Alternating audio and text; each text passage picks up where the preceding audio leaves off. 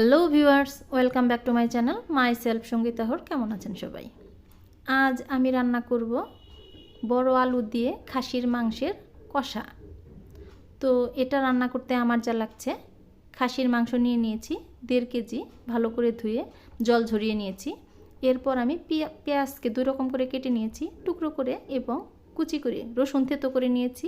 দারুচিনি নিয়েছি কয়েক টুকরা, তেজপাতা, কাঁচামরিচ চির করা এবং এলাচ 5-6টা। তো আমি প্রথমে আলুগুলোকে একটু শুকনো মরিচের গুঁড়া এবং লবণ দিয়ে ভালো করে ভেজে তুলে রাখবো।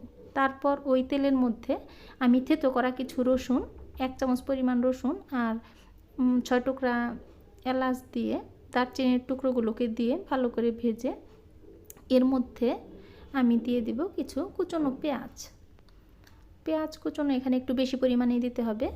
দিয়ে তেজপাতাগুলোকে দিয়ে দিব, দিয়ে তারপর আমি এটাকে একটু ভালো করে ভাজতে থাকব। পেঁয়াজটা যখন একটু ব্রাউন ব্রাউন কালার হয়ে আসবে সেই পর্যন্ত ভাজতে হবে। ভেজে দেখুন ভিউয়ার্স, কালারটা মোটামুটি চলে আসছে। এই টাইমে আমি ধুয়ে রাখা মাংসগুলোকে দিয়ে দিব। মাংসগুলোকে দিয়ে একটু ভালো করে নাড়াচাড়া করে এর মধ্যে দিয়ে দিতে হবে 2 চা চামচ পরিমাণ লবণ।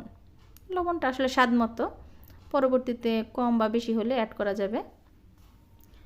তো 2 চা চামচ পরিমাণ লবণ দিব এবং এর মধ্যে আমি অ্যাড করব 2 চা চামচ পরিমাণ মরিচের গুঁড়ো আর 2 চা চামচ পরিমাণ হলুদের গুঁড়ো দিয়ে আমি এটাকে ভালো করে কষাতে থাকব। ভালো করে নাড়াচাড়া করে এর মধ্যে আমি বাকি থেতো করে রাখা রসুনগুলোকেও দিয়ে দিব।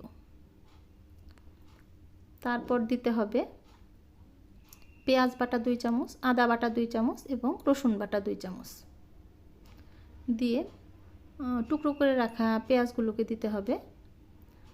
এই পর্যায়ে টুকরো করে রাখা পেঁয়াজগুলোকে দিয়ে ভালো করে নাড়াচাড়া করতে হবে। থেতো করা রসুনগুলোকে এখন দিয়ে দিব। এটার মধ্যে আসলে রসুনের ফ্লেভারটা খুব ভালো লাগে। তো আমি পেঁয়াজ রসুনটা এটাতে একটু বেশি পরিমাণে দিতে হয়, তেলটাও একটু বেশি লাগে। তারপর এটাকে ঢেকে ঢেকে কষাতে হবে। আর এই পর্যায়ে দিয়ে দিব আমি জিরার গুঁড়া 2 চামচ এবং গরম মশলার গুঁড়া 1 চামচ। তো আমি গুঁড়ো জিরেটা ইউজ করেছি, আপনারা বাটা জিরেটাও ইউজ করতে পারেন। তো এখন আমি এটাকে খুব মৃদু আঁচে ঢেকে ঢেকে সিদ্ধ করব। খাসির মাংসটা আসলে যত কম আঁচে রান্না করা যায়। তো এটাকে খুব ভালো করে কষাতে হবে যে পর্যন্ত জলগুলো শুকিয়ে তেল না ওঠে। তেল ওঠা পর্যন্ত খুব ভালো করে কষাতে হবে। এই মাংসের টেস্টটা এখানেই খুব ভালো হয়, যখন নাকি তেলটা উঠে যাবে, সব মশলা কষিয়ে জল শুকিয়ে তেল উঠে আসবে, তখনই এই রান্নার টেস্টটা আসল হবে। এর জন্য এটা খুব গুরুত্ব সহকারে দেখতে হয়।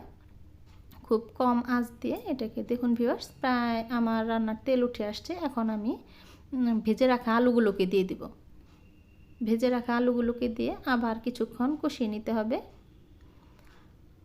কিছুক্ষণ কষিয়ে নিয়ে এর মধ্যে আমি পরিমাণ মতো জল অ্যাড করে দেব।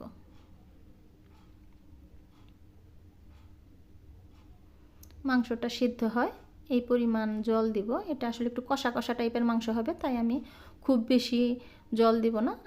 মাংসটা সিদ্ধ হতে যতটুকু জল লাগে আমি ততটুকুই দেব।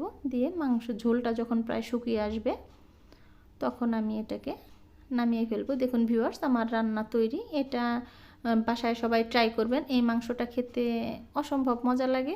পোলাও, ভাত, পরোটা, লুচি সব কিছু দিয়ে এই মাংসটা খেতে খুব মজা লাগে। রেসিপিটি যদি ভালো লেগে থাকে অবশ্যই বাসায় ট্রাই করবেন। চ্যানেলটি যারা সাবস্ক্রাইব করেনি চ্যানেলটি সাবস্ক্রাইব করবেন, পাশে থাকা বেল আইকনটি অন করে দেবেন এবং কমেন্টসে জানাবেন কেমন লাগলো। ধন্যবাদ সবাই।